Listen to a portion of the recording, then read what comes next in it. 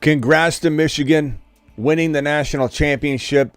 It was quite an interesting game. Lots of penalties, a lot of drops, a lot of things that didn't go as planned. And Michigan ran the ball well, punched the football in the end zone when it mattered. And hats off to Michigan. Nice job. Penix, a player I'm still very high on, had a very bad game. Got clobbered all over the place. Showed grit, I think, to continue playing as he's getting pummeled.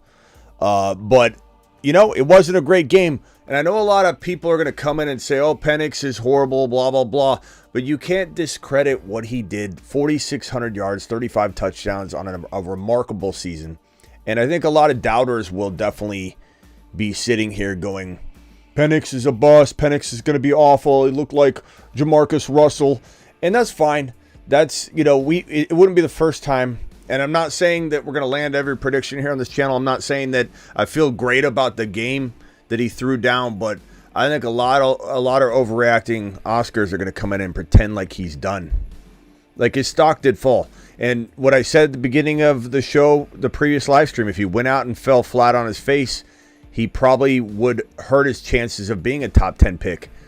So, if I'm being honest, I don't know that he's going to go into the top 10 now. That's just the nature of what happens when you have a big stage sitting in front of you. But we'll see. We'll see. I still very, very much love the ability of this kid. Injuries are a big concern. We talked about that right before the game, that he's got to stay healthy. That's one thing. And he got banged up again. But he was taking some awfully crazy shots. But definitely feel like Penix Jr. still is very much a player I'm going to be high on. It depends on where he goes. As I said before the game started, landing spot is everything. Landing spot could make Caleb number one. Landing spot could make McCarthy, who I didn't think looked all that great. People were like, McCarthy looks so much better. McCarthy didn't have a great game either. Like it was kind of a weird game. The running game is what dominated the game. But if anybody thinks I'm going to come in here and just throw Penix to the side, into the gutter, You're not going to see that from me. Am I disappointed? Yeah. Do I feel like some wind got taken right out of the sails that were going to potentially vault this man into the top 10 overall? I thought so, but it happens. It happens. As for a couple of other players in this game, like Blake Corum had a good game. We'll see where he goes. There's definitely some upside with the kid. He's got a great mentality. He's got a great work ethic. Depends on where he goes. I don't know that he's 100%, no matter where he goes, going to be an electric player at the NFL level. He certainly has a lot of upside, but I think he needs to be in the perfect fit. He's a smaller guy, but runs hard, is compact. I think he's got a lot of upside. It's going to be interesting to see where Corum goes. If Corum lands in the most ideal spot, he could definitely be one of those like sleeping giant rookie monsters, but the landing spots are going to be critical. Let's get into some live best ball drafts, ladies and gentlemen. File on in. The Fantasy Football Show Underdog Fantasy Playoff Drafts begins right now. Let's roll. Jump on in. Code Smitty. Let me get this out of the way so you can see. Code Smitty will get it done. Code Smitty. Underdog Fantasy promo code Smitty. Double your first deposit up to $100. Jump on into the live stream and we'll get into some of these drafts. I don't know if we'll do a mitten or a playoff weekly winner. Probably a mitten, I imagine. Maybe both. I don't know. The Fantasy Football Show begins now. Live from the FantasyFootballShow.com studios. It's the Fantasy Football Show. Live! Monday through Friday, 8 p.m. Eastern. Smitty is also live whenever news breaks. Okay, so we will be drafting right this very second. Let me drop the link in the live chat, and then I'm going to have you guys punch the... Let me see if I can pull this up real quickly. All right, let me copy this link and paste it. So if you guys want to join in on this draft, I'll give you a few seconds before we launch it, and we will jump in and start drafting in the... Let's see here. Here's the link. Boom. Link has been pinned in T-minus about a second or two. Hold on.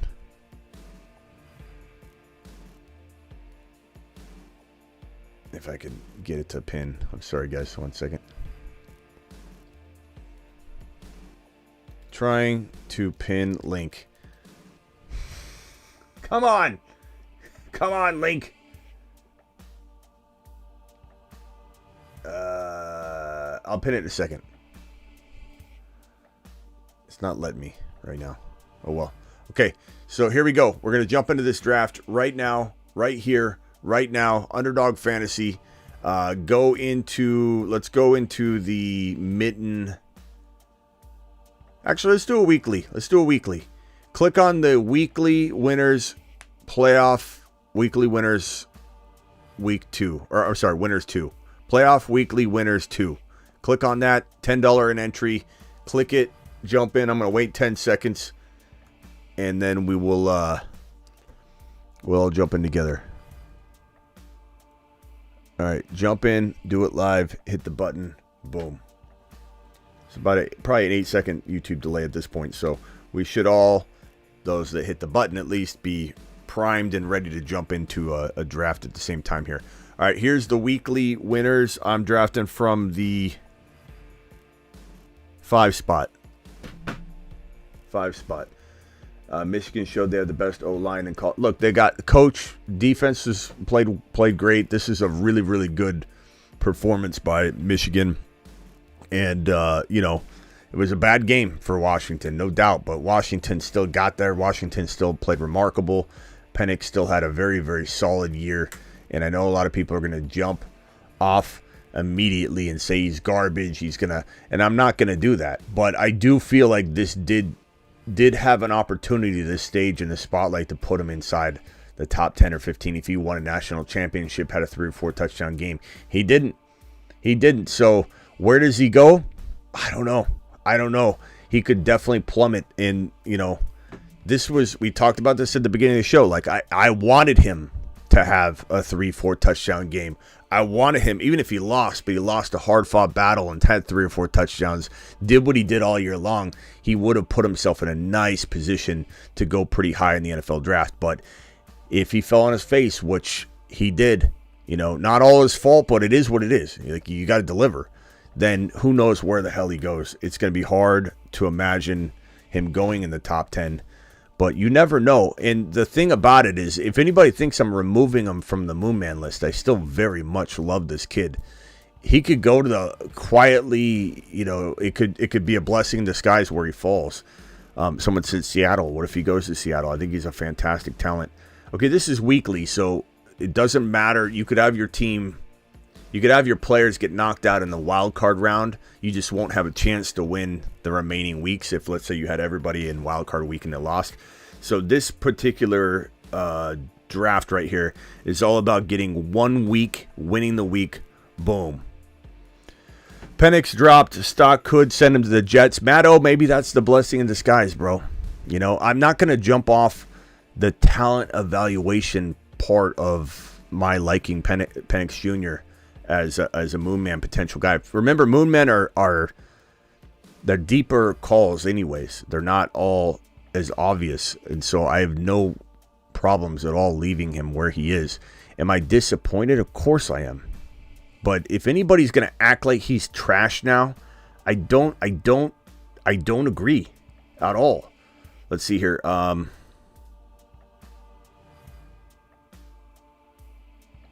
I timed out. Who'd I get? Brock Purdy. That kind of throws a wrench in my...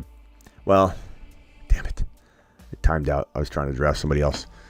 Not that I hate Brock Purdy, but Brock Purdy's on a bye, and I was drafting Tyreek Hill with the risk of the Dolphins getting knocked out in the first round. So now I don't have... Well, that's right. I'll just change my strategy. But I was looking for a wild card weekend signal caller. JD5's not leaving the Saturn Man list. I don't care how another rookie quarterback did. It doesn't scare me away. The Saturn Men.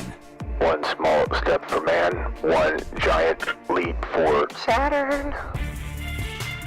And we're not going to land everything. And I'm not even admitting that Penix is going to miss. This could be something where it's a blessing in disguise. Like look, this guy had 4,600 yards passing in 35 touchdowns. One game against the best team in football, national championship, getting pile drived into the ground, doesn't change how he played. And it could be a freaking blessing in disguise where he goes. You know, if Penix Jr. goes to Seattle, if Penix Jr. goes to the Jets, then he's a quiet, sleeping giant 2025 quarterback option, you know? So, no, I'm not removing. I know a lot of people want me to come in and just remove Penix from the Moon Man list. Like, it doesn't... Like, you're going to judge a man off one game? Like, you got to watch the whole season. You can't come in and watch the national championship game and act like he's trash. Like, that just says you don't watch the full... You're not saying anybody specifically in here, but there are people, like, I've seen the comments, I've gotten DMs already, like, he's trash, you need to move off. Like, no, I'm not moving off of him. Like, if you think he looks... Or if you think he's bad because of today, then that's just kind of like saying you didn't watch college football. Like... You're coming and you're watching the final game, and that's that. But Penix Jr. still got a lot of upside. I could care less in terms of, you know, the talent evaluation part. This doesn't make me feel like he's a less talented quarterback. It is back against the wall. He had a couple big drops. He had a couple overthrows. I'm not gonna sit here and pretend he didn't make some mistakes himself. He certainly did. Hurts, Tyreek Hill.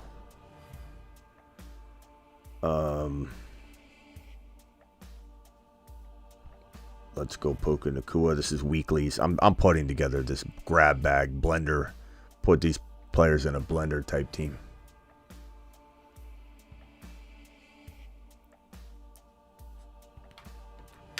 Okay. Edwards had a down year this year. He stays next year. He's going to be... Yeah, you definitely want Edwards to stay in college and take over the backfield. Like, that's... He goes pro, he probably won't go high at all. You know, so his best shot is to try and, you know, be the guy next year. That would be good.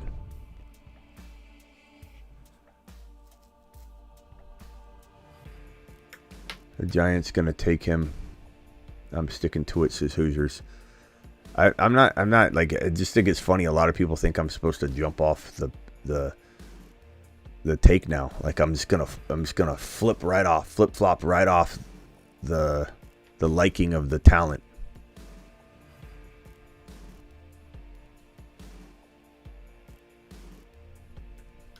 Okay. And this whole, like, evaluate, like, does everybody realize that quarterbacks get into the NFL and they mature and they get better? Like, you can't even define what he's gonna be yet. He's gonna have an opportunity to really... Why is my thing not showing up on screen? Can you guys see it now? I don't know why it kept going away. I'm sorry if that wasn't showing up. How many people we got in here? 77. Okay. So here's my team so far. I'm sorry if that wasn't showing. It looked like it was showing on my end, but then I noticed that it wasn't on my preview.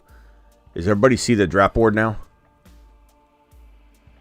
Yeah, it's fine. It's fine. It really doesn't bother me. It bothers me that he played bad. It bothers me that he got, like, smashed into the ground. It's not like he injured himself or he's, like, out for the season or something. He got just beat up. He got hit a lot. He was sore. He's probably got a bruised, like, hip. Not any sort of long-term damage, but, like, he got smashed. His ribs are probably sore.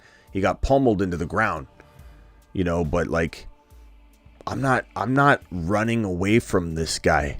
I like him a lot. One game does not change that. He had a bad game. He played the best team in college football.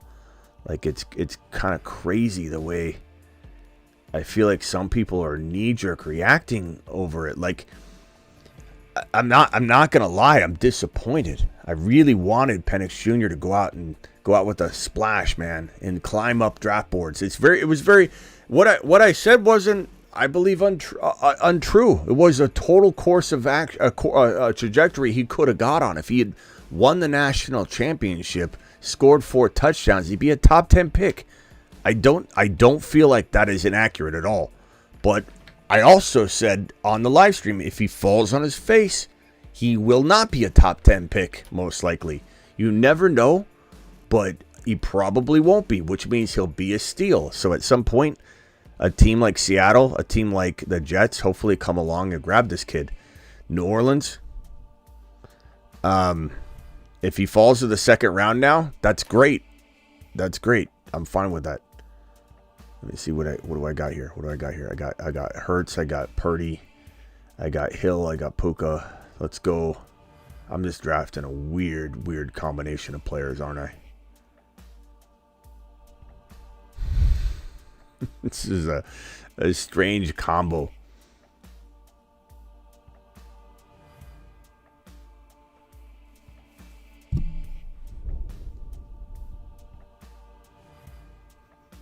Okay, where are we at? My team so far, it's a weird team. I do kind of like it, though. Brock Purdy, Jalen Hurts, Tyreek Hill, Puka Nacua, Cooper Kupp, Devonta Smith. Kind of a unique little weekly winners team here.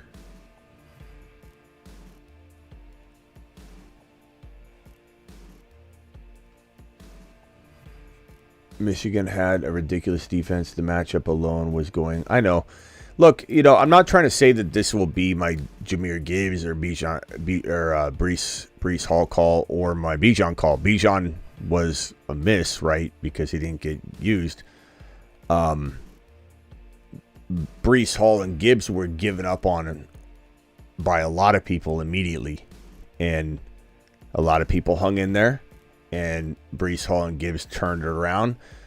Look at all the people that jumped off the Breece Hall ship mid-season. Not even week 1, week 2, week 3. Like mid-season. Like even up to like week 9 or 10. Some people were getting off the Breece train. And I'm just saying, like, you can't have... Fantasy football is sometimes a patient game. And if anybody thinks that this performance tonight made this kid an improbable future star in the NFL, I disagree. Like, if you just didn't like him from start to finish of tonight, before the game, after the game, that's fine. That's an evaluation. That's great. But I don't think Penix is done. I wouldn't stick a fork in the Penix. I just wouldn't. I don't think anybody should do that.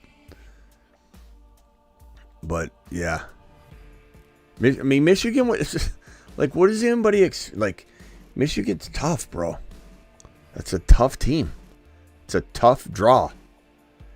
Let's go. I need a running back. I have no running back yet. Dalvin Cook. Let's go with Jerome Ford. That's not bad at this stage in the game. The only problem is I don't really have like a long term, unless maybe the Browns go far. It's possible. Let's see, what other RB can I take? Singletary's kind of interesting. Let's go with the. I mean, this is kind of a cool strategy with the weeklies. Is Ford and Singletary face each other, so I'm guaranteed 2 weeks of one of them. So that's cool.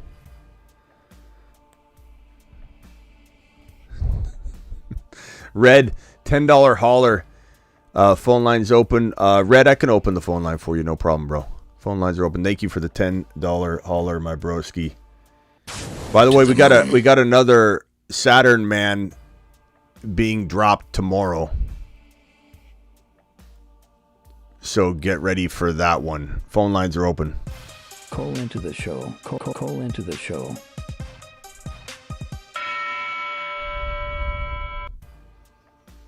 Dial in this show.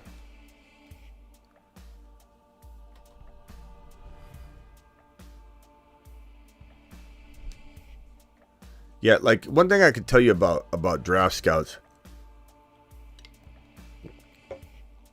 is they're not gonna take him off their board. Like, he would have vaulted.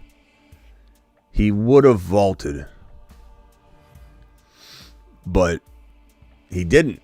He didn't have the game that would do that.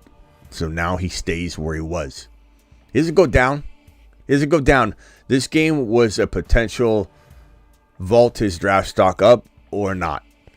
What he did tonight didn't lower his value. It just keeps him probably, I don't know. I mean, he could go in the middle of the first round. He could go in the late first round. He could go in the middle of the first round. There's no reason why, a team that he can't go before a Hendon Hooker last year, Lions, torn ACL, recovery, not even capable of, climbing into the starting lineup this year because he's recovering from the ACL tear. So, like, if anybody thinks a team isn't willing to spend an 18 overall pick on a quarterback like Penix, like, just wait. Could he fall? He could. He could. What's up, 801 caller? Who's this and where are you calling from? This is Dawson. Dawson, turn down the show in the background if you don't mind. Where are you calling from, Dawson? Utah. Dawson from Utah. What's up, Utah? What can I do for you, Dawson?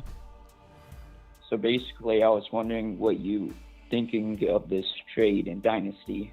Okay.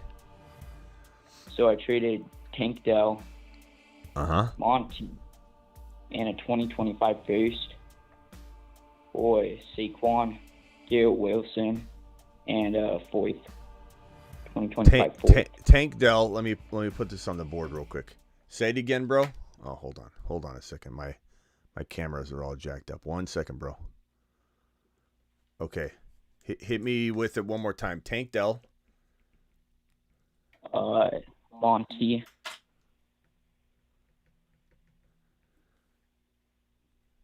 Okay. And a 2025 first. 25 first. Okay. For Saquon, Garrett Wilson, and a 2025 fourth. 2025 fourth. Yeah. Hold on, I'm on the clock real quickly. Let me draft this pick right here, bro. Hold on 1 second. Let's go to Stroud here. Okay, so Tank, Monty, a first, Saquon, Garrett Wilson, fourth. Yeah. I'd rather have. Where's the 25 first going to be if you had to predict?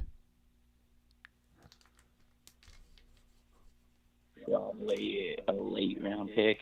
Late, okay. Probably lean toward, just barely toward this Garrett Wilson Saquon side. Reason being is like Saquon could be in a great spot, maybe not. Kind of tough to know, but he's going to be a hot topic in the offseason, bro. We're really excited to see where he lands. Value could go, value could go through the roof, or he could, he could get injured too. Like, he's got a lot of injury concern. I really like Garrett Wilson a lot. I think Garrett Wilson's a top 6 to 10 wide receiver with Aaron Rodgers under center, but there is some concern about what happens in a year and a half from now. This 25 first is nice, but you just said it was late. So we got to be careful. Well, my side, I traded for Garrett Wilson and Saquon. Right. So if this first, but I'm just saying, evaluating sides here. If this first is late, then, and it's full dynasty, pure dynasty. Yeah. I mean, I don't know how much time, how many years is Monty going to have left, but same time, how many years will Saquon have left? Garrett Wilson, Tank Dell. I love Tank Dell coming off injury. Love him though. Garrett Wilson, first rounder. I mean, you could make an argument on both sides of this. Tank going to be top 10 next few years, says Casper. A lot of people like this Tank side better. I don't necessarily think one side crushed the other. I know some of the people in the chat said that you got one side guy said you got fleeced. I don't think you got fleeced. I mean, it really comes down to Barkley and what Barkley can do moving forward. But I don't think you got fleeced. I disagree with those comments entirely. I don't think you got fleeced at all. I just think it's preference. Depends what you think about Barkley. If Barkley's going to give you 2 or 3 more years of being a top 10 running back, let's say he goes somewhere very, very nice, like that story is yet to be told. Where's Barkley going to be? What's Barkley going to look like? It's all going to come down to Barkley. If Barkley's trash, if Barkley gets hurt right away, then yeah, that could be a bad trade at the end of the day. Yeah. But if Barkley isn't hurt, it could be a great trade. Like, I had the better side. I mean, like I said, if it were me, I'm leaning slightly toward Garrett Wilson. As much as I love Tank Dell, I'm leaning slightly toward it, but it depends on that first rounder, bro. Yeah. It's very close. Nobody should be saying you're getting fleeced. You're not getting fleeced. It's very, very close. Like let's say Barkley goes to the Ravens. You know, like Barkley's gonna be really good. He's gonna be Garrett Wilson and Barkley are gonna look really, really good compared to Monty. You know, Gibbs is taking over. How much value does Monty have in Dynasty? To be honest, I don't know. Maybe a year and a half. Tank, I love. Tank Dell, you know I love Tank Dell. But Tank and Garrett Wilson, very, very, I mean, you could argue that. Tank's going to probably go in the third or fourth round this year. Garrett Wilson's probably going around 2. So, I mean, there's a discrepancy in value there. Not that we don't love Tank quietly, like, as much, but, I mean, Barkley, I kind of like that situation more. I'm very skeptical he stays healthy, to be honest, more than a year and a half, 2 years, but I don't know. It's close, bro. It's a close one. I don't think you got fleeced, though. I don't think it was a bad deal. If it was an early first rounder, I would have said no. Take the first rounder, Tank Dell, and then Monty. But you're telling me it's late. I'm going to trust you on that. If it's a late first rounder, I mean, if it's 10 or 11 or 12, like, not a big deal. Probably like 3. No, bro. If it's 3. All right. Later, pal. Appreciate you. Yeah, thanks. Yeah. Okay. That's a close one. All right, let's go. Let's do one more weekly winner. Jump into weekly winners. Hit it. Do it live. Hit the green button now. Weekly winners. It's like the second card. Underdog Fantasy promo code Smitty. Underdog Fantasy promo code Smitty. They'll double your first deposit up to $100. Just hit that link that's pinned in the live chat and go into the weekly winners. We're doing this right now. Red, what's up, my guy? What's going on, brother? Just doing the usual damage control, trying to settle the crowd, and, you know, the nature of my business, bro. You try and come out and predict something bold. Not to just throw mud at the wall or anything. I really like Penix Jr. I really do. And he goes out and has a bad game. And everybody's going to just crap all over him, just like they did with Breece Hall. Just like a lot of people did with Jahmyr Gibbs. Remember all the people that came in here and the overreacting Oscars, the early Edwards, that just came in and they're like, you know, told you Monty was the better pick, all you Jahmyr Gibbs people. I'm out on Jahmyr Gibbs. Can't believe I sold my entire draft on Gibbs in the third round. Screw you, Smitty. And like how much, not just 1 or 2 or 3, 4 or 5 people, bro. Like dozens of people coming at my neck for Jahmyr Gibbs third round. How big of a waste. Breece Hall, you know, third round. What a big waste. Can't believe I took your advice. I'm out of here. Like, and I don't care. Like, I'm a big boy. Like, thick skin doesn't affect me, but it's just like, you know, you got to come in and calm the crowd. Like, Penix Jr. didn't fall off the face of the earth. He didn't do what I wanted him to do. He didn't do what I believed he was capable of doing in the perfect scenario. He went up against the best team in football. And then his back was against the wall the whole game, so they're going to be very mistake prone. And the penalties, and it just kept getting worse and worse and worse. Well, man, I think on this on the Breece Hall side, brother, that like you can control what the head coach does. You know, you're not the offensive coordinator. You know, you can say, hey, he's all the talent in the world, but if they don't use that talent, it's not on you, bro. You know. Oh yeah, I know. And again, I'm not in here to whine and complain about myself. Like I'm a big boy and I have thick skin. It's more so like if I'm in a bad mood about something like this, it's because I know Penix's potential, Penix Jr., and I know if he went out there and did what I really hoped he could. Like he needed a little help. Okay, it was a tough matchup. Like if Michigan, I didn't want to bet against Michigan or anything. They're the favorite. But like if let's say there was a turnover, early special teams, early missile strike by Penix Jr., you know, into the end zone, quick strike, and then just things got like into this heated back and forth, which it felt like it was gonna be at first. then like I think he could have done what he needed to do to put himself in a position to be on everyone's radar, the hot topic. McCarthy could have too. McCarthy, there are a couple of people in the comments who are like, McCarthy looks like a first rounder. McCarthy didn't do that well. Like, he throws a good ball. I do like McCarthy, but McCarthy didn't do anything in this game to warrant, like, you know, being a first round pick. He had a more efficient game because there weren't turnovers, but it's like, you know, I don't know. It's frustrating, not because of the reactions necessarily. I do have to calm those people. It's my job to try and be like, look, guys, you know, we need to look at this from a long-term perspective. He's not every moon man, and he's not a Saturn man. He's not a Mars man. Those are a little bit more heavy hitting, a little bit more you need to count on them right away. Moon men, traditionally, some of them are sleeping giants, man. You know, some of them are, like I said, I could move him to a midseason monster like that just because, you know, and I don't want to do it even right away because I don't want people to think I'm jumping ship on him. But what I said before the game kicked off is, let's say, worst case scenario, he falls on his face, which he technically did, right? Not his fault necessarily, but he did. He fell on his face. What's going to happen? His draft stock is going to fall. His landing spot might be more, you know, in flux, right? And he has to climb up a little bit. And then what happens? Let's see here. Who do I pick? I'm going to go with Gibbs. And so his draft slot, or his draft value is in flux, so he could land in like a not starting but could easily climb and grab the job situation.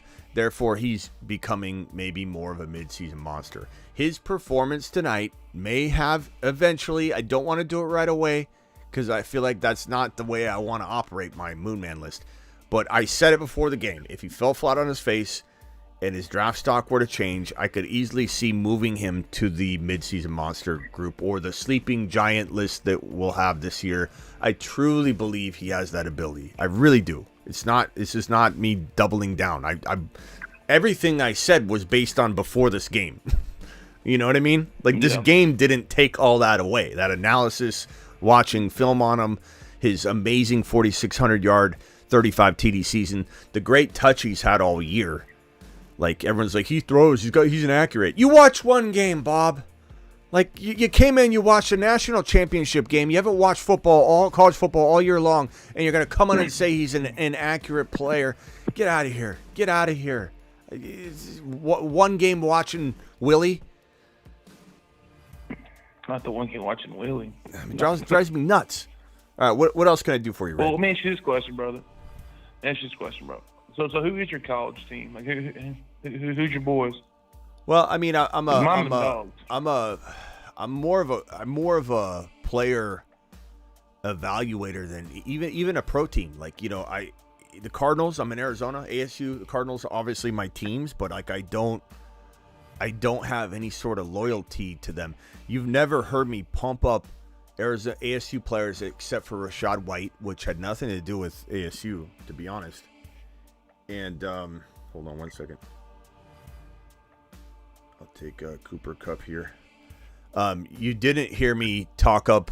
I talked up Brandon Ayuk. I went on Raj's Instagram lives and I was like, you guys need to get Brandon Ayuk. You guys need to get Brandon Ayuk. I was talking about Ayuk before any of their fan base even knew who Ayuk was. Ayuk and Rashad White, those are the two only players that I've talked up. Well, see, I'm biased, bro. I think Brock Bowers is going to be probably a top. I think he'll be the 7th overall draft pick this year in the draft. Hey, I like him.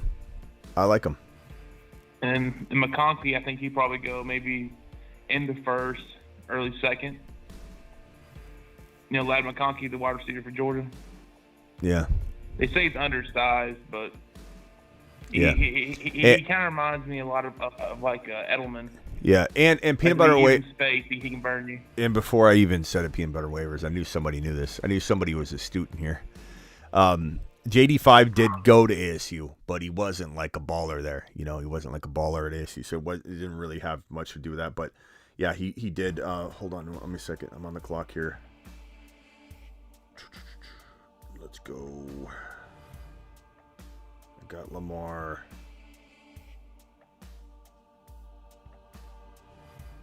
I'm gonna go Mahomes. So to answer, what was your question? Oh, Bowers. You were just talking about Bowers. Yeah, Bowers is pretty damn good. I don't think you're biased at all. I think that's just a logical take. Like, Bowers is fantastic. Bowers is fantastic. You know, somebody that I'm not. Huh? McConkey, wide receiver for Georgia, wide receiver 1. I think he's being overlooked because of his size. Lad McConkey.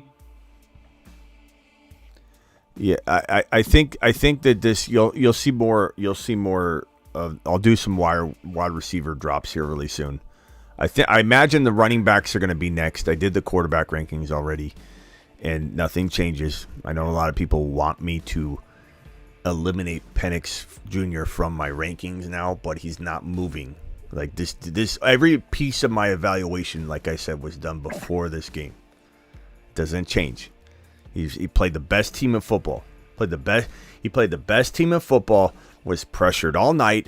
Didn't have any help at the. He didn't help himself sometimes. I agree.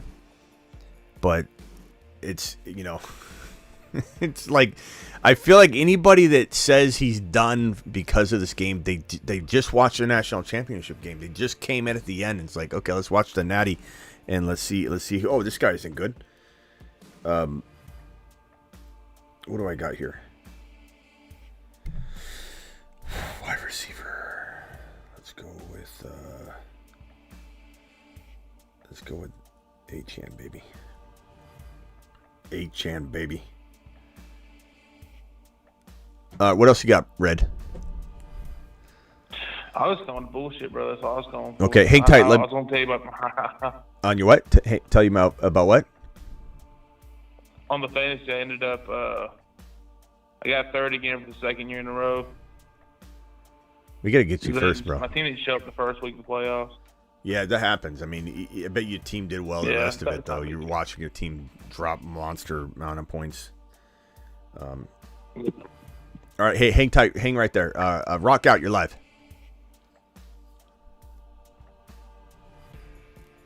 Hello? Rock out? Hello? What's up, man? Where do you think Harbaugh might go to the NFL? Man, did Mostert just? I know he's banged up. Let's go with Mostert here. So this is my weekly. Hold on one second, Rock out. This is my weekly team. So this just needs to win 1 week, any round, wild card round, the next round, any round. And the interesting part is when you get to the Super Bowl round, a lot of people are gonna have less players, right? So you could strategically plan only for the Super Bowl round and almost like punt and think you're going to lose all the other rounds. That's what the weeklies is all about. You're trying to win 1 week. Just one simple week. Yeah, I mean, this is like Ray G makes probably the smartest comment of the evening. I don't think I could even put this into better terms. Michigan made everyone look mediocre. So like these Monday morning quarterback comments are just hilarious to me. This team, real quickly, here's my team. Lamar, Patrick Mahomes. Lamar's on a bye in the first round, so Mahomes helps me for the first round trying to win this. Kyron, Gibbs, Achane, Mostert, Cooper Kupp. Obviously, got to build some other pieces here. Rock out, what was your question, bro? I'm sorry. Where do you think Harbaugh might go if he goes to the pros? Chargers, man. That would be. Don't you think? Yeah. I mean, don't you think that'd be good? Yeah, for Herbert, yeah. Reed, go Reed right here. Reed's a great pick here. Where do you guys want Harbaugh to go? And again, Ray G with the best comment of the night. Seriously. Let's put that back up on screen. I mean, this sums it up like beautifully. And I'm not trying to like. I'm not even trying to double down on Penix. I even came in first thing and I was like, look, he fell on his face like at the beginning of the live stream, and the entire live stream leading up to this kickoff of this game, the 8 p.m. show. I said if he wins the game, wins the national championship, scores 3 or 4 touchdowns, leads his team to victory, he'll be a top 10 pick.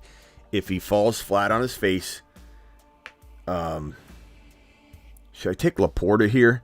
He'll be back probably after 1 week.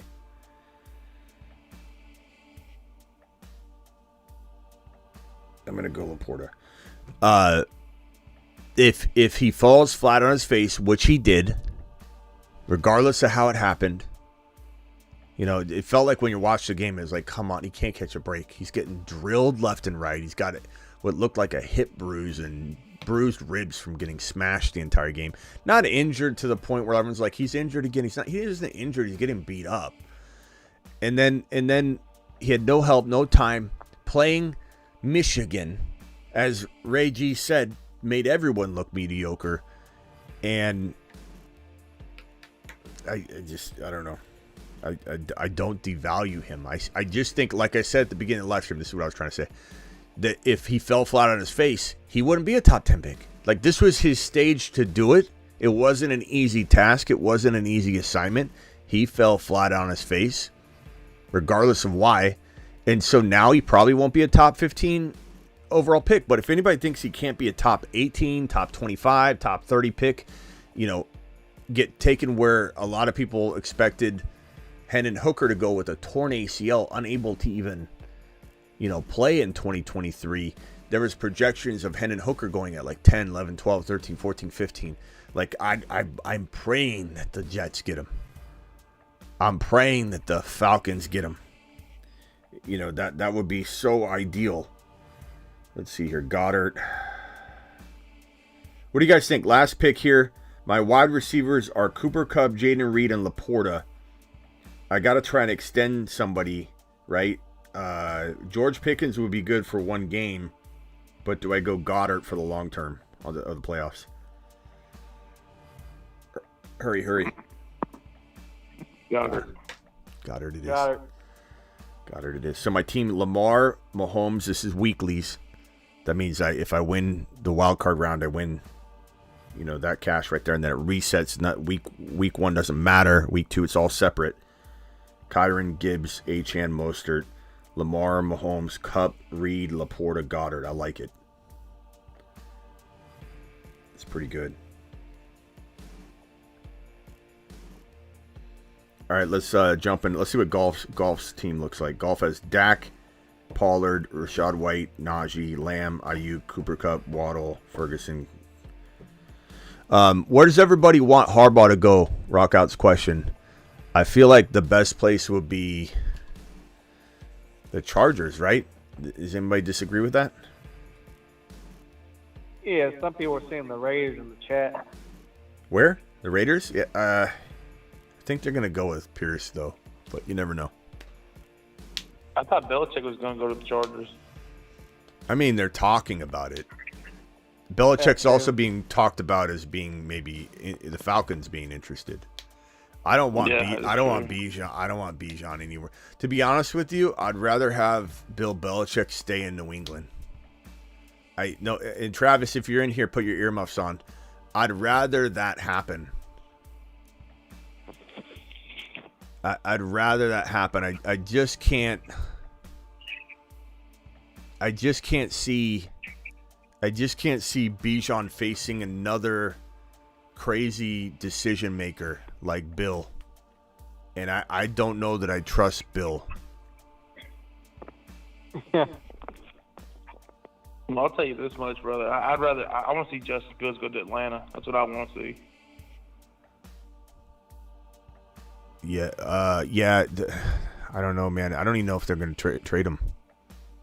I don't know yet. I'm just saying, click in. Weekly winners, week 2. Click it. Hit the green button. You what? What, Red? That's it. Well, I'm a diehard Falcons fan, too, and I'm also a Lions fan. It makes no sense. I'm from Georgia. But I don't know, man. I just think Justin Fields, it will be kind of – he won't be Vic because that's where we messed up when we got rid of Vic. But, he went to jail, so it's not really nothing we could do on that one. But – we just need to build upon and run that West Coast offense and be able to pass the ball, run the ball, and be able to spread the ball out more instead of just having mediocre quarterbacks that throw halfway off the field, and then I don't know. It's just a stressful year this year. I mean, we need the double option. That's what we need.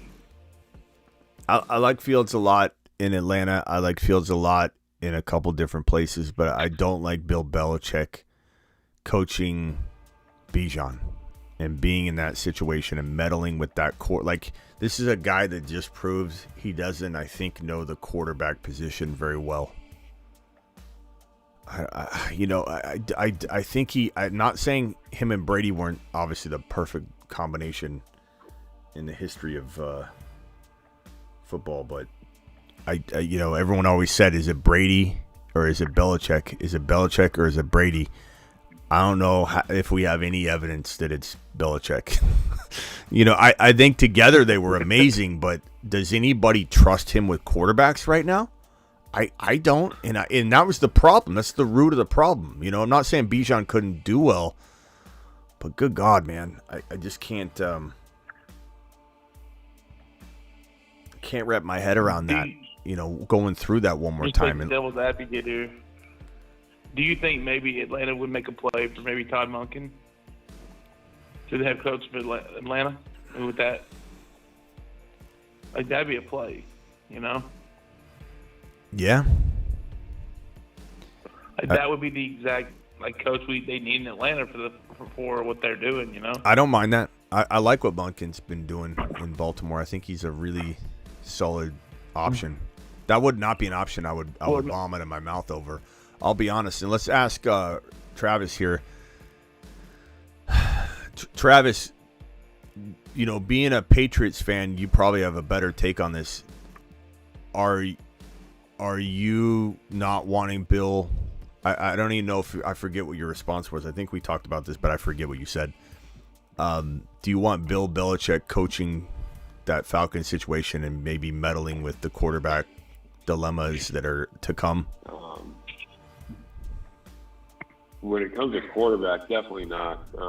I could be wrong. He might go somewhere and turn over a new leaf and hand the offense over to someone, but I think he could go to Atlanta and just keep Ritter and think he can coach a team with Ritter there. And, make do because he has more offensive talent than he's had with the Patriots lately, whatever. With Bijan, to me, there'd be like a 25% chance he'd let him just run wild because he's on a rookie contract and he just let him go crazy. But more often than not, he always has a third down back. He always has, I don't want him players there at every position. And I'm not, especially with Algier there, he's going to split them. So I'm not saying I would say it would be a bad spot. Yeah, I'm not saying it's anywhere near Arthur Smith bad, but it definitely is not what we want. We don't want it. We don't want it. I think the Chargers situation is a little different because you can't really. I mean, Herbert's there. The only question I'd have is, maybe it is bad, because when you think about it, Bill Belichick. This is just. I'm just gonna say it. I don't know that Bill Belichick has it anymore. I don't want him anywhere near any team or players that we want to do well. I just don't. I'd rather take the chance that I'm wrong and watch Washington or New England, if he stays, do well, and I go, wow, I should have probably thought differently about Bill Belichick. I'd rather run the risk that I'm wrong there than watch him go over to a Chargers situation and watch him try and build a wide receiver room like he's failed to build in New England over and over. Let's do double tight ends. It's like you're doing Gronk and Hernandez from the past. You're putting Jonnu Smith and Hunter Henry together or something and trying to come up with this. This is your wide receiver duo. Like, it's crazy. I've said for the past since last year that I think the game's passing them by. I mean, that happens to everybody. Eventually the game, unless you're a rare case that you can adapt and adjust as a head coach, but understandably stubborn. And I think the game passed him by. Yeah, I don't want to. I think he'd still coach defense, but that's it. Yeah, I want him. Likely to bring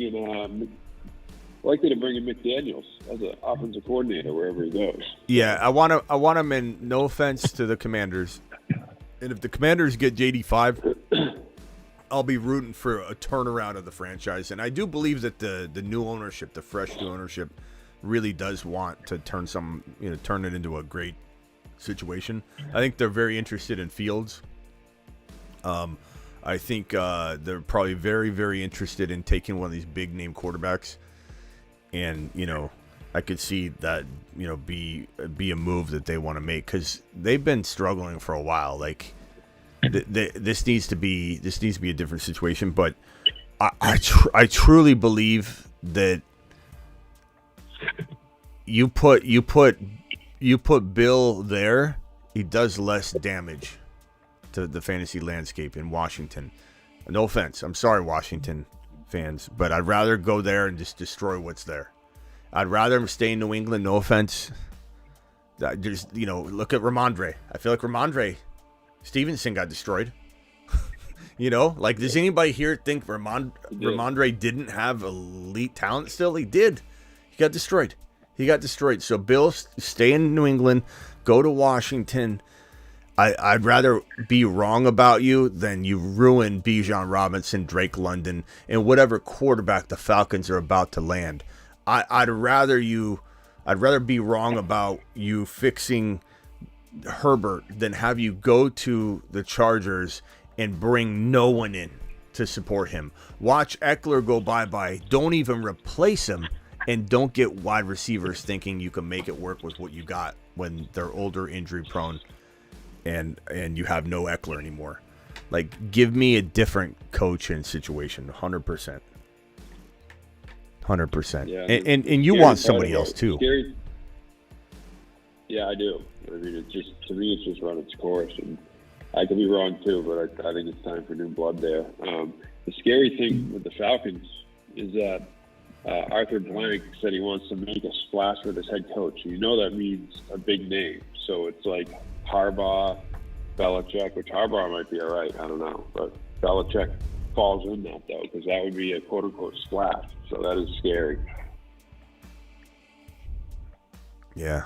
But back to the Patriots idea, though. I mean, with if the Patriots did take, if for some reason they take a tight end in the first round, right? Imagine having Bowers and then have was that guy's Mike? What's his last name? Gesicki? Yeah, Gesicki. You can run that double tight end offense, and then take a second round quarterback, and then just kind of build upon what you have, or try taking Cousins. Gesicki's got to be somewhere where Gesicki's got to be somewhere that's going to run him like in a Kelce role, though, more of a wide receiver. Hey, Travis. He's not really a true tight end. Travis, in your opinion, being a New England fan and probably being pretty dialed into like local stuff, what's the vibe on Belichick relinquishing his GM duties as his like ploy to keep his job, I guess, right? How does that feel like it's being received from the rumblings you're hearing? It's going to be all just spec, but I'm just curious what you're feeling from vibe-wise. I personally can't. I can't imagine he would do that. Maybe he would if he really wants to stay. The rumbling around here is that he's gone. If he did relinquish his GM duties, let's say that's true, do you think that he's still gone, or do you think that is okay? Let's try it. No, I think Kraft would try it. I also worry Kraft is, he's getting old. I'm hoping his son is starting to take more control and get more control, but he's still the guy there, and he's been tied to Bill this whole time. They're almost kind of stuck together now, so I worry he doesn't move on from Bill for that reason, just because it's familiar. So I think if Bill said to him, "Yeah, I'll just be the coach," then he'd keep him right away, which kind of worries me. So. All right, hey, we got this is my team so far. Weeklies again. You just got to win any single individual round independently from the others. You don't have to like advance or anything like that. You literally can get last place out of the 20,000 that are doing this or whatever. And then the second week win, first place that week. If everybody, like, you can even draft every single Raven and Niner. All right, hold them on the clock. So my team, McCaffrey, Achane, Devonta Smith, Hurts, God, I hate banking on Kelce. I really do, but I feel like it's not a horrible gamble in that like 7th round area. Swift could take me pretty far. Hurts, Swift, and Devonta Smith give me a shot every week that they're in it, but they could get knocked out right away. I don't even know. It used to be when I do these drafts, I'd be like, yeah, that gives me a chance every week then. Now it's like, well, actually, I don't even know if they'll go for. Let's go Nico. Nico, baby. I did a little curve there. Nico Collins. Okay, I like that.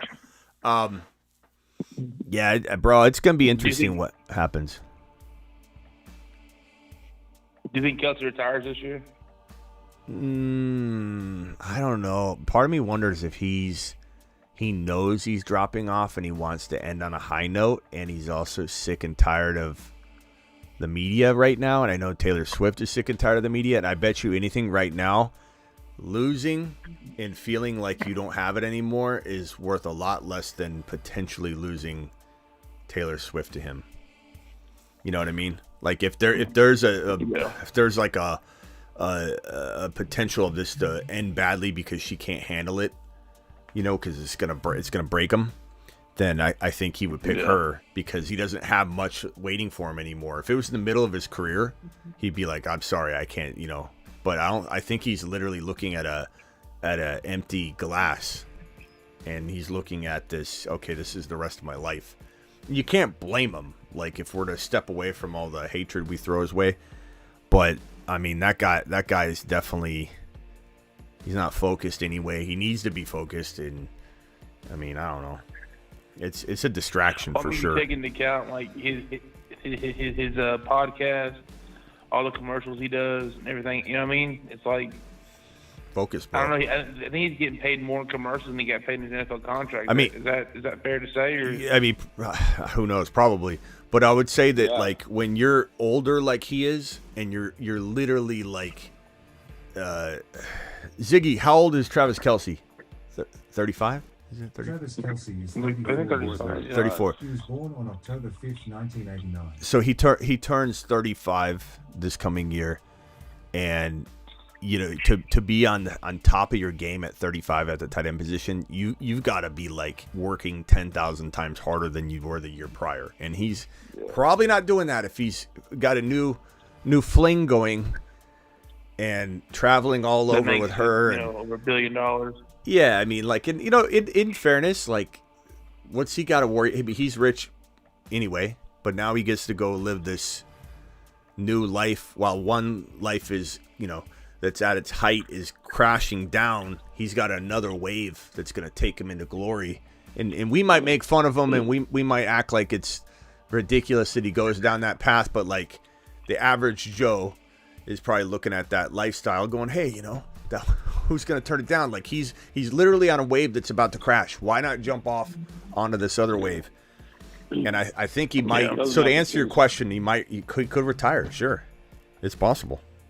He doesn't have to chase championships. He has those, you know. So it's not like he's going to do that like guys do at that in their career. And, did you hear how much he got paid for that Pfizer commercial he did? No. It was like what, 14 mil? Bucks. How much? I heard in the range of 20 million. 20 million? 15 or 20 million he got for that's that a lot. commercial. That's a lot. For one commercial. That's like a 5-minute interview for Taylor Swift. That's like 5 minutes of work for her. He's probably like, honey, I got 15 mil. And she's like, okay, put it in the jar on top of the fridge. On top of the third fridge. That was an NFL contract she got when she showed him on TV. And no one's show her $20 million. And I'm not making fun of like him going toward this new light that he has. Like I said, like I'm sure most people say, "Oh, it's ridiculous and jealousy." I'm not going to sit here and act like this guy doesn't have the life. You know, he's got the life, and we can make fun of him all we want, but he's laughing in our face, to be honest. But from a football perspective, from a fantasy football perspective, we're all pissed because, you know, we got left holding the bag while he's out there living the life, and good for him. And again, everybody here would probably do it, but like it does suck for us. So we're going to get mad about it. He, I don't know, probably man. way more beat up than anyone realizes, too. Yeah, his body. He's taking a lot of mileage, you know. And let's be totally fair. Totally fair. This is honest talk right here. There's a chance he's exactly where he is physically and production wise, even if he never met Taylor Swift. There's a chance. Like he was 30. He's 34 years old. Like, so maybe we're all concocting this in our brain and just coming up with this to explain it. You know, the psychology of it, that we're trying to explain why we missed on it. We didn't see Taylor Swift coming. Well, maybe he just would have dropped off anyway. Maybe we're all just off a rocker and we're trying to make up something for it. That could be true, to be honest.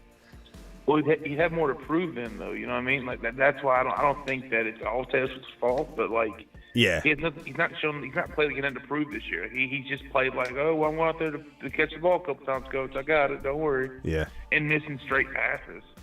Hey, that's what I don't get. Hey, Travis, just curious, like, what would you do tomorrow if you woke up and you opened up your X, Twitter, whatever, or you opened up YouTube and you saw me live, and breaking news, Arthur Smith is the new head coach of the New England Patriots. What would you do, man? Would you just be like, I can't do it. I'm not a Patriots fan anymore. Like, I'm done. Yeah, I'd probably just be like, oh, who's in like the 2026 draft, because I'm not paying any attention to that. Travis would be looking at logos. Whose logo looks good? I'm going to be a fan of the person with the nicest logo. Yeah, just flip a coin, random name generator. I'll take whoever that's up. Do you think someone will hire him to be a coordinator somewhere? You know what I think will probably happen? Oh, I'm on the clock here. You go to a college team or something? High school maybe. I don't know. I think that what will happen is he'll probably all of a sudden retire or like, hey, I'm gonna step away from football. Why? Because no one's calling. You know, like that. Let me just tell you, somebody said they're going to buy me a Winston jersey, and I might have a couple things dedicated to Winston. I'm going to create like a video that we play. Winston's really our hero. If it weren't for Jameis Winston calling that Jamal Williams rushing touchdown to rack the score up, to make Arthur Smith have a temper tantrum on the field and cry like a little baby, he may have not been fired.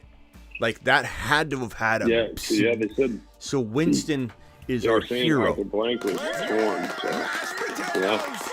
Winston is our absolute hero. Hero. We owe that man a lot. I'm glad it happened fast, too. They didn't hem and haw over it. Yeah. Okay, right so real talk on... Before I end the live stream, because it's late, I'm gonna jump. I appreciate everybody. If you want to draft tomorrow night, Underdog Fantasy, the link's pinned in the live chat. Code Smitty. Thank you for drafting with me on that one. That was some good teams. Real quickly, the teams. DeBalt had a good team. DeBalt had Dak, C.J. Stroud, Gibbs, Cook. Let me plug in real quick and just show a couple of these teams because you guys took the time to draft with me. I want you to get a little bit of exposure on your squads here. Hold on one second. DeBalt's team's right here. Dak, C.J. Stroud. This is weekly, so doesn't matter how far you progress through each round. It's each round individually. That means that DeBalt can be last place in wild card round, last place in the second round. He could literally just go straight last place every round, get to the Super Bowl, have the highest scoring Super Bowl team out of all the teams and win that money that week. It's all independently given to you each week. No week has any connection to the other week. That's what the weeklies are called, and that's what they're about. He's got Dak, J. Stroud, Gibbs, Cook, Devin Singletary, Lamb, A.J. Brown, Waddle, Odell, Laporta. And you might see a team that has no Super Bowl contending teams, and that's fine. They're just banking on winning one of the first 2 weeks, and that's a great strategy too. So, and not saying that was it. Hoosiers with a good team. Lamar, Mahomes, White, Monty, Dalvin Cook. I like doing this 2 QB, even though it's 1 QB, because you have that option of just, I imagine a team that wins it each week is going to have a quarterback scoring like 40 points, So to have that combination of QBs, and because there's value everywhere, Jaden Reed's going like in the second to last round or last round in these drafts. So I feel like you get Jaden Reed as your receiver, go early quarterback a second time, and have 2 quarterbacks to rotate through. And it's best ball, so they start the one for you. You don't miss on it. You don't start the wrong one. They start the highest scoring quarterback for you. This one from Hoosiers. He's got Mahomes, White, Montgomery, Cook, Flowers, Nakua, Rice. Nice job. DeBalt, nice job. Purple. Purple Power. Is that Perps? Perps, is that you? Purdy, Edwards, Justice Hill, Ford, Mitchell, Ayuk, Kittle, Likely, Ferguson. Okay. Golf. Tua, Stafford, Mostert, Aaron Jones, Hill, Debo, Diggs, Cup, Gabe Davis. Nice team. And then Richie Rich, Allen, Goff, Flacco, Kyron, Pacheco, Pollard, Amari. Nice team. Nice squads, guys. I like them. If you guys want to draft tomorrow night and do this as well, hit that link in the live chat that's pinned. Okay, real talk real quick, guys, before I jump out of here. I feel like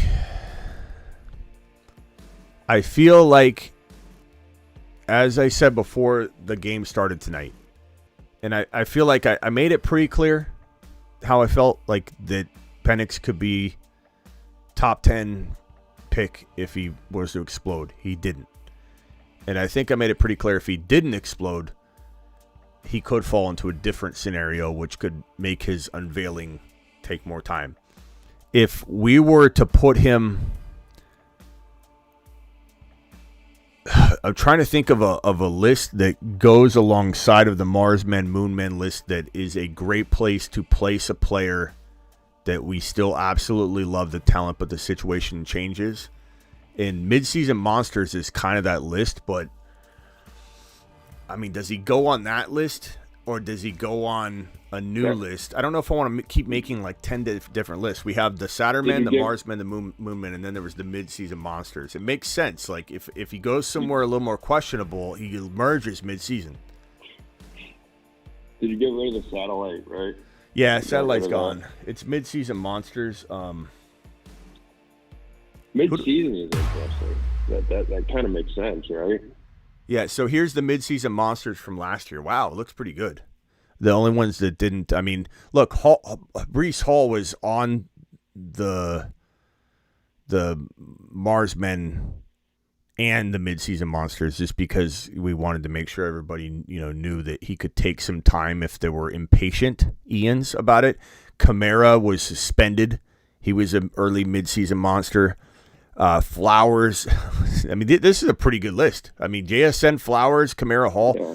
Herbert and Roshan were kind of a mess, but I think we didn't anticipate. Herbert got hurt. This feels like it'd be a pretty good list for. I almost don't want to do it right away because I don't want people to think I'm jumping ship on my Penix Jr. prediction, but I mean it's the logical choice to be like, okay, and I guess we could wait until his landing spot. Like, what if he does go high in the draft? But I mean, we could just move him back to a Moonman position. Yeah, because if he could end up somewhere in a great spot starting, I'd have to look at a list of teams. But all right, so let me toy around with putting this on here and seeing. Okay, first of all, let me copy this over because I don't want to lose this. This is pretty good. This is a copy of this of the mid-season monsters. Nice, I like it, man. Okay, so Penix Jr. This is what it would look like. Let me get rid of all these other characters from previous years. I mean, that was a good list. That was a really, really good list. I'm actually pretty impressed. I hadn't taken a look at it. When I hit the button, I was like, what's this going to show? I was like, oh, God, what am I going to reveal? Not that I would be scared to reveal it, but I'm just saying, like, I'm always wondering what's on this button. But let's say this is again, this is last year. This isn't going away. This is last year's list. It's a fantastic list. I mean, it smashed. And even the Revenge Tour, it was Kyle Pitts, Breece Hall, And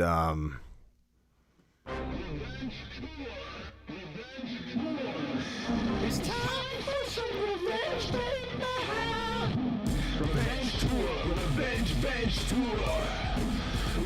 so,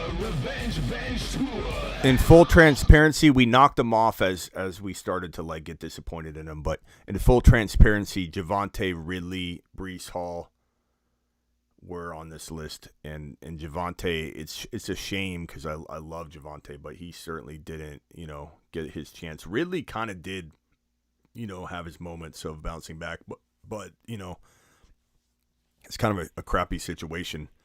So really, Hall proved us proud on the revenge tour list as well. But the midseason monsters, maybe it does make sense though that Penix is the lead candidate here for now. But I don't know. I'm gonna think about it because I don't want it to appear to anybody I'm not still fully on board this guy's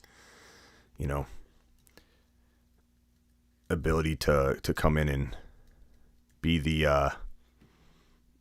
one of the surprise QBs, but I mean his situation may have changed. It sucks. It is what it is. But what do you guys think on that? If he was to move over, or do you think he stays? The midseason Yeah. monster, or do you think? Yeah. Yeah. I mean the midseason monster almost he could be there, and then depending where he lands, you could put him back as a moon man. I mean, it's so hard to know without knowing the landing spot. And I rarely ever change a moon man. Like I think we've had out of all the moon men last year, we didn't just throw people on and off it. Like, and that's what I'm trying to avoid here. I'm trying to like stick to it, but at the same time, I want to have him on the right list. He can be on both lists. That's a good idea for now. Maybe we keep him on both lists for now. And we wait for the NFL draft. We'll see. The one reason I'm thinking of this is we only have 8. I'm trying to keep it to 8 spots per list. So there's 8 Saturn men. The Saturn men. One small step for man. I can't press the other ones because I don't want to reveal some stuff prepped on there. 8 Saturn men, 8 moon men, 8 Mars men. That's probably good too, because I think last year some people, probably people who don't watch every show, which is obviously fine, they drafted full teams of moon men. Not quite grasping that like you probably shouldn't draft an entire team of moon men. No. You need other pieces, No. Yeah, let's. I'll think about it. I might, just because I want to have 8 I want 8 spots for super active impact players, and if he doesn't, I mean, he still could. I still believe he could go in the top 15 to 18 overall. I really still believe that. I don't think today changed that. It just didn't vault him. He didn't get vaulted into the top 10. It sucks. It is what it is. But I still love the talent. There's still the Marsman list too. Yeah. Yeah. But I want people to understand though. I don't move someone off the list lightly. I don't. Like last year on the Moon Man list, we had Kadarius Toney go on and off. We had Kyle Pitts on early in the offseason, and then we just started to panic on the way that we were hearing. We just didn't like what we were hearing. We moved him over to midseason monsters, and I think he even got bumped off that. So there have been, last year there was at least one player, Kyle Pitts, that got bumped and then removed altogether from all the lists. Kadarius Toney was on the Moon Men list and I believe got removed. And then there might be another player. So, but that was it. I mean, we didn't. I want it to. I don't want to. Like, here's the thing: is like adjust and adapt. Exactly like Birdman says. I'm not a box score Bobby. I'm not an Excel sheet Eric. I don't come out. I had two or three people get really mad at me last year. Well, actually, just a month ago, last season, but a month ago, that were like, "Hey, Smitty, very upset at you that you didn't like Who was it that I was wanting to sell? I think it was Kenneth Walker. I forget who he was talking about. When you said you loved him in the offseason. And it's like, I am not going to make a prediction in the offseason and just stick with it because I said it in the offseason. It's adjust and adapt. And I try and give people lead time on when I think a guy might kind of fall in value and to trade him away. And it's not that we don't love Kenneth Walker or anything like that. And also stay away from Eckler, stay away from Cooper Kupp. But admittedly, Eckler was at the time a decent buy low at a point during the season because people were giving him away. And granted, he didn't bounce back, but Cooper Kupp did. Cooper Kupp was a total avoid on draft day. Let everybody draft him, have him bust, and then they sell him to you on pennies on the dollar, and he was a big buy. And people would come in and go, "You said not to draft Cooper Kupp. Now you're saying to trade for him? I'm out of here." And it's like, what do you want someone to say? Hey guys, just to let you know, I said don't draft Cooper Kupp, even though I think he could do well now that he's cheaper and pennies on the dollar. I can't. I got to stick to what I said. So like to Birdman's point, we're adjust and adapt. But I also don't want people to think my opinions fly with the wind. So that's why I'm going to be very careful and delicate as to where I maybe move Penix in light of where he could be drafted based on falling on his face, which was an option that could have played out. I mapped it out on the live show. If anybody didn't watch the live show, I said if he fell on his face, he could get bumped out of the top 10 or 15, maybe even late first. I don't think he'll go in the second. I don't. But if he did, then he falls to maybe a really crafty situation that might take a little more time. Maybe not. Maybe a team drafts him as a starter in round 2. Who the hell knows? But if he fell flat on his face, which he did, his value would be different than if he won a national championship with 4 touchdowns. So, bold call to say he'd be a moon man. I get it, but I don't know that it's going to be wrong. I just think it's going to be a patient play. I still love him. Yeah, I kind of feel like people, it's the same thing with trading, that same as when the people they draft, everyone hopes that, your players work out, but same with trading. People overvalue their own players and kind of cling on to them, and it's like, you almost have to get that. You don't want to just dump people left and right, but you have to get that mindset that, like you said, adjust and adapt, where if you see something and it's obvious this isn't working or there's a trend, you got to move off a guy sometimes once in a while. Matt, you think anybody that isn't Brock Purdy has been exposed or is trash? That's just all that's all you're gonna think. Like that's the most common Niner response ever. He's trash. He's been exposed. He's been exposed. How's he been exposed? What kind of comment is that, Matt? That's one of the most ridiculous statements I've ever heard. He's been exposed. Who exposed him? The defense that made, as Ray G said right here, it's been on screen for you all year, all show. Michigan made everyone look mediocre. Like, he got exposed because he went all the way to the big game and lost it. I didn't know you could get exposed in one game after you tore it up all year long at 4,600 yards, 35 touchdowns. Played phenomenal all year. Threw dimes all year long. Great accuracy all year. And he has a bad game and he's exposed? Get out of here, bro. Purdy got exposed. Get out of here, bro. Purdy must have got exposed then, too. Did Purdy get Eagles exposed? Exposed him last year. Purdy got exposed 2 or 3 times this year. Unbelievable, bro. Unbelievable. He says he choked in the big game. Okay. Well, Okay, Matt. Last year, Purdy didn't cut it last year. Exposed in one game. Matt, you can't get exposed when you play elite football all year long, bro, and you lose in the last game against the best team. You're supposed to play your best game every single step of the way. Did you watch the game? Dude, he's getting no help left and right. Yeah, he didn't help himself. He got himself into some trouble too. Overthrew a couple throws, but like he had drops on some important drives, some penalties left and right. Like, get exposed. You gotta be kidding me. Purdy was the last pick of the draft. Bro, Purdy had his moments too.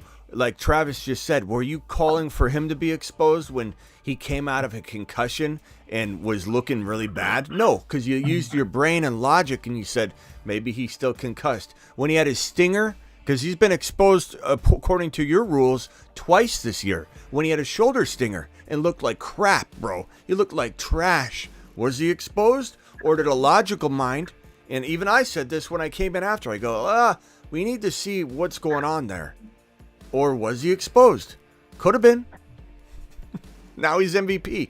He's not MVP, Matt. You're proving how out there you are. He's not MVP. He's not even in the MVP conversation anymore, bro. Oh God, man. This is Niner goggles. Do we think Michigan is the best team though? Niner goggles are this thick. What? So do we think that Michigan is the best team in college football?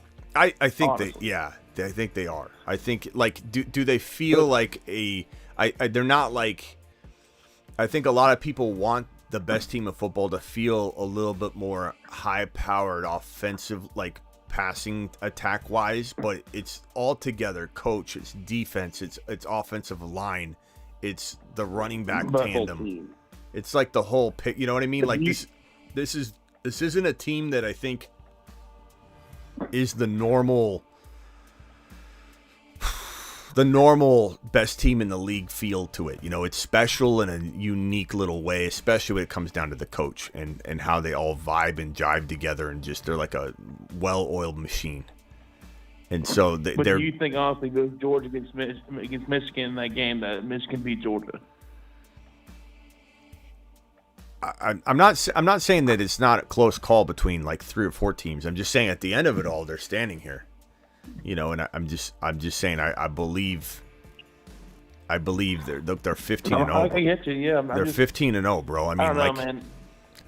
I'm not. Again, I understand why you might feel a team might be better on paper, and that you give them like 2 more shots at it, they might win, you know, one of those 2 games, or you know, maybe 2 of those 2 games. Anything's possible, but what I think my point is that Penix Jr. going up against this team, the way they played, especially on defense, it was not something that, you know, that he was going to overcome. Was very evident at the beginning of the game. Like, it was going to be hard, bro. Yeah. But you know, I'm not debating whether there's other teams that are more talented. I'm not saying that. I'm just saying they're the best team. They're 15 and 0. They went out and beat a very good Washington team that had a lot of chance and potential to be the number 1 team in the nation as well. And they did amazing. They did absolutely amazing. They crushed it. And Penix Jr., for anybody to say he got exposed, it's a lazy take. It's an absolutely lazy take. He didn't have a great game. He didn't play well. He didn't have a lot of help. He didn't do himself any favors. He got smashed into the ground over and over. No, he didn't get hurt again like long term, but he got banged up. He got beaten up. He didn't have good blocking. He kept getting blitzed. He kept getting rushed. He kept getting sacked and hit and hurried. There was a lot of times where he was getting hurried and he had to throw the ball away. And there was a couple magical plays he had. That no-look throw he had, and just his ability to try and circumvent the pressure as best as he could. And, you know, he threw some stuff a little high. There's a lot of stuff that you know, you could look back on and say, man, that was him. That was on him. But, I mean, exposed. Like, that's a total Niner fan thing to say, too, because the Niner fans love to think they exposed and gave everybody the blueprint for the Eagles. The Niner fans think they but then when the Rams come and run down their throat and tear apart this amazing defense, then Niner fans act like, you know, that they get a pass. That's not the real. That didn't matter. Like, that was just you know, ignore that. Like, you can't use one game. That's my point. My point isn't that the Rams got exposed, or I'm sorry, that the Niners got exposed. My point is a logical approach to it would say, okay, the Niners didn't get exposed. The Rams match up very well against the Niners. You know, they match up very well against the Niners.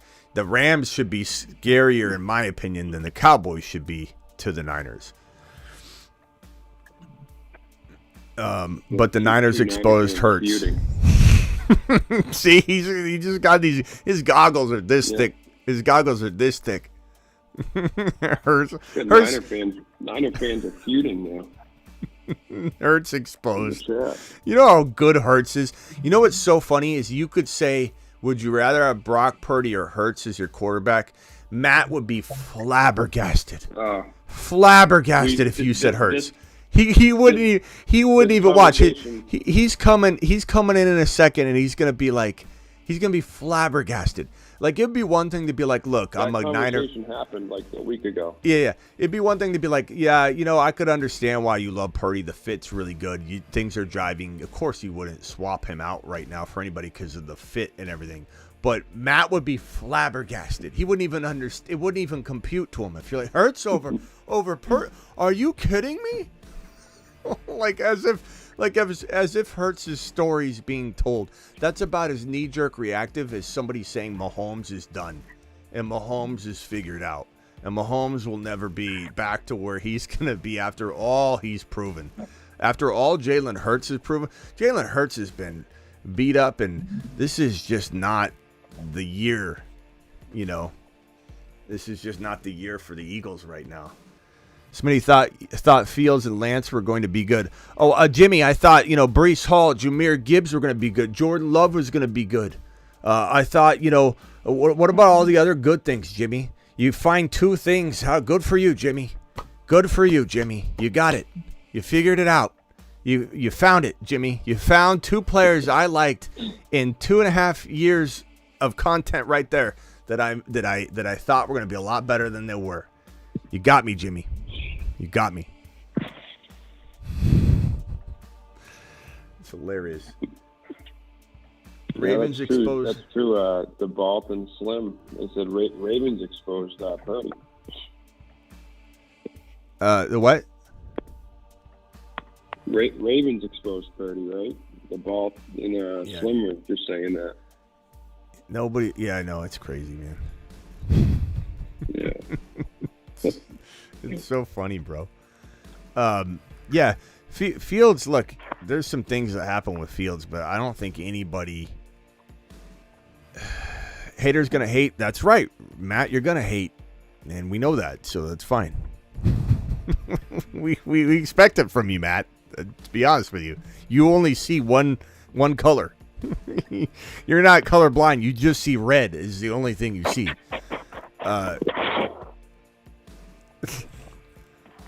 All right, boys. Appreciate you. Oh, rock out. Have you still been sitting there? You can interrupt. You're a Mars man, bro. You can speak up anytime you want. Or did you already talk? I'm so out of it, bro. I haven't slept much. I already talked. My fault. I've slept like 2.5 hours today. Birdman says, Smitty, after 1 year, every quarterback has been exposed but Purdy.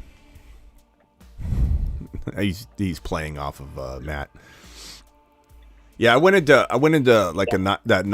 Raj's, live stream, and we were talking about like Josh Allen versus Purdy. Like, if I was starting a team today, who would I rather have? And again, I think I would understand a Niner fan being like, right now, would you swap Purdy? No, of course you wouldn't. Like, your team is the way it is right now. You're on a course for a Super Bowl. Everything's perfect, but like, you're starting a new team and you've got no players and you got the number 1 overall pick and you got to build a squad. That was the context of the question. Like, it's funny, they're flabbergasted when you say Josh Allen or Hurts or over Purdy. It's like, in this fit, in the way the Niners are structured right now, no one's going to swap out a team that's firing and win. You're just not going to do that. But like, it's hilarious that a Niner fan wouldn't even hesitate to draft Purdy over Josh Allen. And they just don't see, Josh Allen as a good quarterback at all. He throws interceptions. Okay. I mean, like Purdy wasn't throwing it. Like, it's crazy. It's crazy. You can't even reason with some people on it. It's fine. I understand the loyalty and where it comes from, but good God.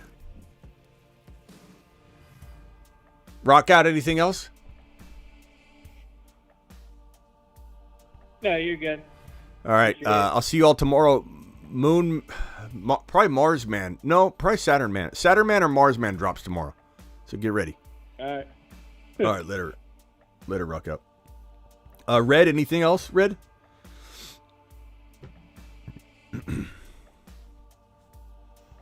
Hello, Red? You're on mute, Red.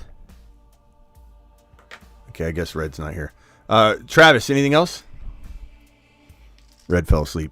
No, Matt put him to sleep. I hope they move on from Patriots move on from Belichick, but I have a kind of feeling he might be staying. So we'll see what happens. Yeah, I don't know. I kind of feel like the odds of him staying. I feel like the odds of him staying.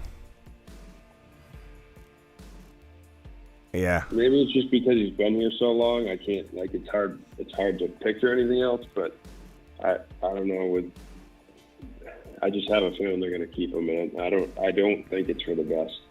Like you said before, I'll be happy to be wrong, but it terrifies me putting that draft pick in the hands of Belichick right now. Yeah. So, what terrifies me is Bijan's fate in Belichick's hands. Well, that scares the hell out of me. Bob says Jaguars coach fired as defensive Jaguars coach fired his defensive coordinator. Thanks, Bob. Appreciate hands down. Hands doing a high five. Oh, is this a sticker? Yeah. Sometimes I read this, I don't realize because my system, the way it's an alt text describing the sticker, and I'm like reading it. I'm like hands down, doing a high five. Oh, okay, it's a sticker. Bob, appreciate you dropping that sticker for everybody to enjoy. Let me go view the sticker. Oh yeah, I see it. I gotta see it. I see it. Yeah. Thank you, Bob. Thank you. I appreciate that. Bob to the moon. High five. Bob, I like the sticker drops. Those are kind of, not everybody does those, Bob, so I appreciate that. Bob to the moon. Thank you, Bob. Guys, Saturn Man or Mars Man being dropped tomorrow. Thank you, Birdman. Glad to see you here. Thank you, Ray G, for bringing some logic to the chat tonight. And thank you, Superfish, for being here.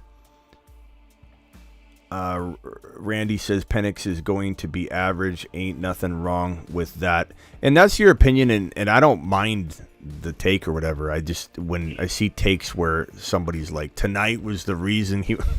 God, man. What about a full season of football?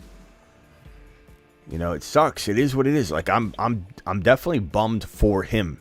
I'm bummed for what I think he could do at the next level. I really, really, really, really, really like Penix Jr. I think he could really be good. I still do. He's got a big body of work to worry me more than his talent. Yeah, the injuries are a concern. I'm not going to lie. But not really concerned about what happened tonight. It was kind of like he just kept getting creamed, man. Yeah. Kept getting smashed, man. That Michigan D was just blowing him up. Right. Give him a team with a good line and time to throw. It's a different story. Yeah. We'll see. I definitely think him going somewhere like the Jets or the Falcons or Seattle would be fantastic. And don't think a coach like, you know, like especially if, what's Geno's contract? Let me pull it up. I got it right here. Here it is. Geno Smith's contract. So Geno Smith is a free agent in 2026. He's got a potential year out, though, this year. They could get out of it relatively cheap with a $17 million dead cap hit, which might sound like a lot to you or I, but that is definitely considered an out. When a team has a potential out, it means within like the lines of like there's not something that's going to hold a team back from getting rid of somebody, like the way that the contract's structured. So as you can see in this middle section, it says potential out 2024, 1 year, $27.5 million, dead cap 17.4. So the dead cap of 17.4, you can divide that up amongst 2 years if you cut them at a certain time frame in free agency. So they could move on from Geno, but they could also, I could see them drafting like a Penix Jr. and then keeping Geno for another year. Certainly possible. So that might be something that we look forward to, hopefully. That would be a good landing spot. JSN, Penix Jr., I like it. That would be a good situation. Great wide receivers. I like it. All right, Travis, appreciate you. And what? Yeah, they could be. I was just going to say that they could be in the if he does drop down the draft portal. Seattle could be in a spot where he might fall to. So Yep. That might make sense. All right, bro. Appreciate you. All right, thanks. See you later. Later. All right. All right, everybody. Appreciate you all. Thanks for being here. Great game. And we'll have another Mars Man, Saturn Man, Moon Man tomorrow. I think it's going to be a Saturn Man. So see you all tomorrow. Appreciate every single one of you.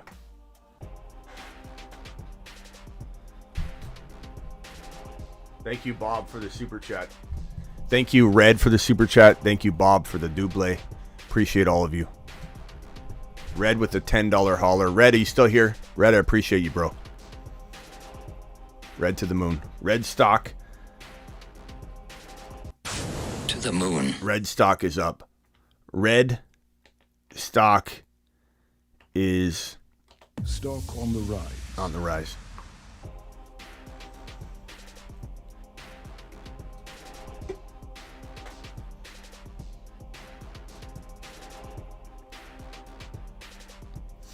Later.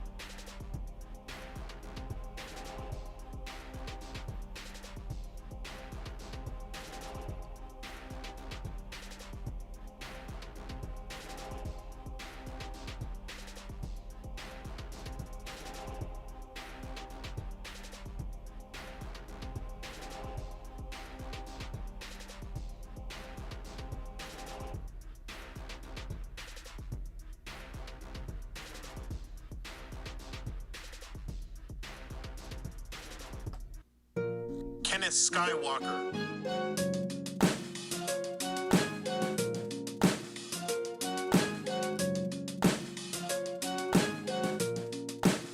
Kenneth Lightsaber Swinging Skywalker. It's time for some revenge, baby. Revenge tour, revenge tour. Revenge tour, revenge tour.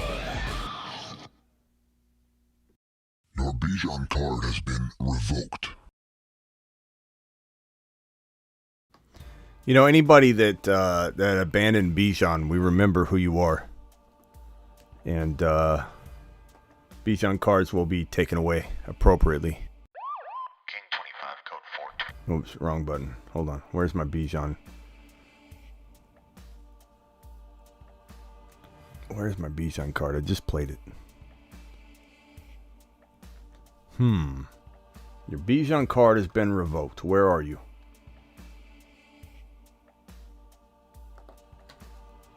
Probably right here. Your Bijan card has been revoked. All right, now I'm out of here. Appreciate you. Is Quorum draftable next year? Tony, I'll be honest with you. It totally depends. Oh, yeah, hold on.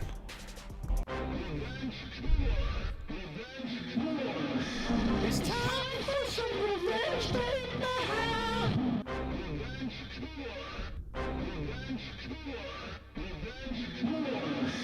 It's time for some revenge, baby. Revenge tour, revenge tour. Revenge tour, revenge tour. Let's do this upright. Clear as day. The number one. I like the comment. Whoever said this in the chat, I give you flowers for mentioning it, so I don't forget. But Bijan's 100% going to lead the way on the revenge tour. I mean, if anybody qualifies for a revenge tour, it's Bijan. Maybe we'll announce this in another live stream, but let's go ahead and do it up properly. Let me find my Bijan graphic when I need it. I need to go find one. Let's go look for a Bijan graphic. Hold on. There we go. Bijan, there's my Bijan graphic. I knew I had it on my system somewhere. Let's hit it one more time. It's time for some revenge, baby. Revenge tour, revenge tour. Revenge tour, revenge tour. Yeah, the ball. I think the ball. Travis said was the one that did it. So great mention. He leads the revenge tour. Again, the satellite man, or not the satellite. The midseason monsters is probably going to be led by Penix Jr. given his likely fall in the draft, but we may keep him on the Moon Man list the same. Last year's midseason monsters was phenomenal. Aside from Herbert and Roschon, which really didn't hit, I could probably put, I guess, like an X or a red line through those guys, and I don't feel like ashamed of that. That's one prediction out of the lot, so I feel pretty good about this. Let me go ahead and put a red line through there just to appropriately, hit this. So they did not land, and I'm not ashamed of that. This is a fantastic list.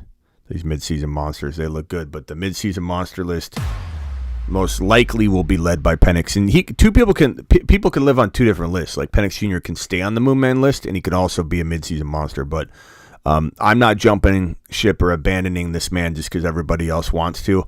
I still see an immense talent, a guy that threw for 4,600 yards, 35 touchdowns, and if everybody else wants to give up on him, that's fine. That's fine. That's fine with me. I'm not running away from Penix Jr. I'm not.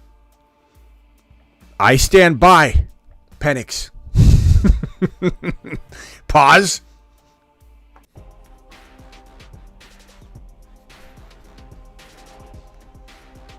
Tony, we'll talk about Corum later when I do the rookie running back review, because that's a tough one, bro.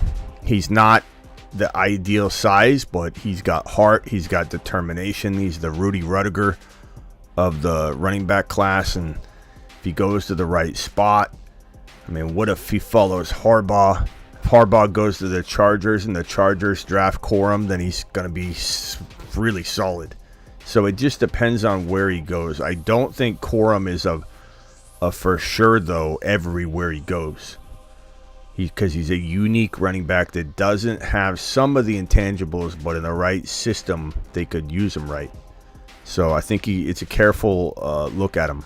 I think Henderson's a lot better prospect, but landing spot will be vital.